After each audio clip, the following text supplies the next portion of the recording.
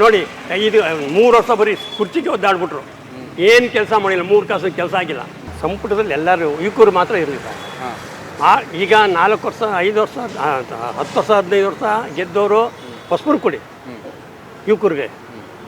ಎಳಬರಿಗೆ ಕೊಟ್ಕೊಂಬಂದರೆ ಅವ್ರು ಏನು ಮಾಡ್ತಾರಂತ ಹೇಳಿ, ಇಂಥದ್ದು ಮಾಡ್ತಾನೆ ಅಂತೇಳಿ. ಆದರೆ ನಮ್ಮ ಜನಗಳಿಗೆ ಏನಾಗಬೇಕು ಅನುಕೂಲ ಅದು ಮಾಡಿ. ನಾವು ಕೇಳೋದು ಏನು ಕೇಳಲ್ಲ. ನಮ್ಮ ಜನಗಳಿಗೆ ಇಲ್ಲಿ ಏನಾಗಬೇಕು, ಪರದೇಶದವ್ರು ಎಲ್ಲ ಇಲ್ಲಿ ಮಡಿಕೊಂಡು ನಮ್ಮವರು ಅಂದ್ಕೊಂಡು ಹೋಗ್ತಿರೋ ಅದು ಬರಬಾರ್ದು. ನಮ್ಮವರಲ್ಲ ಅವರು, ಬಾಂಗ್ಲಾದವ್ರು ನಮ್ಮವ್ರು ಆಗ್ಬಿಟ್ರೆ ಇಲ್ಲಿರೋರು ಏನು ಮಾಡ್ಬೇಕು ನಾವು? ಎಲ್ಲ ಬೆನಿಫಿಟ್ ಅವರೇ ತಗೋತಾ ಇರ್ತಾರೆ. ಸಚಿವರು ಯಾರಾಗಬೇಕು ಅಂತ? ಸಚಿವರು ನೋಡಿ ಸರ್, ದರ್ಶನ್ ಆಗಬೇಕು, ನಂಜನಗೂಡು, ಪುಟ್ಟರಂಗಿ ಶೆಟ್ಟಿ ಆಗಬೇಕು, ಗುಂಡುಪೇಟೆಯವ್ರು ಆಗಬೇಕು, ನಿರಂಜನ್, ಗಣೇಶ್ ಪ್ರಸಾದ್ ಐತೆ.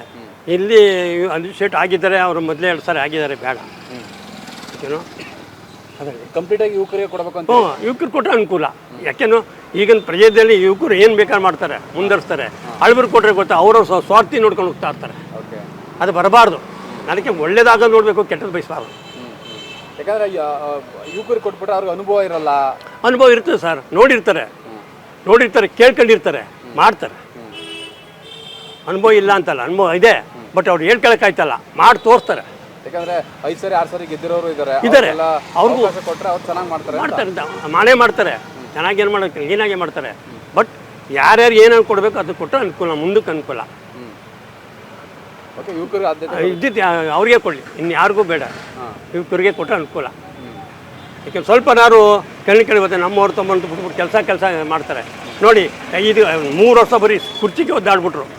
ಏನು ಕೆಲಸ ಮಾಡಿಲ್ಲ, 3 ಕಾಸು ಕೆಲಸ ಆಗಿಲ್ಲ. ಬರೀ ಕುರ್ಚಿನೇ ಆಯಿತು ಹೊತ್ತು.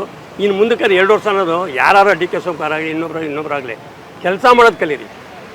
ಆ ದೇವಸ್ಥಾನ ಮಾಡಿ ನೋಡಿ ಉತ್ತರ ಪ್ರದೇಶದಲ್ಲಿ, ಆ ಕೆಲಸ ಧೈರ್ಯ ಮಾಡಿ, ಅದು ನಿಮಗೆ ಶಕ್ತಿ ಬರ್ತದೆ. 4 ಜನ ಒಪ್ಕೋ ಅಂತ ಒಪ್ಕೋತಾರೆ.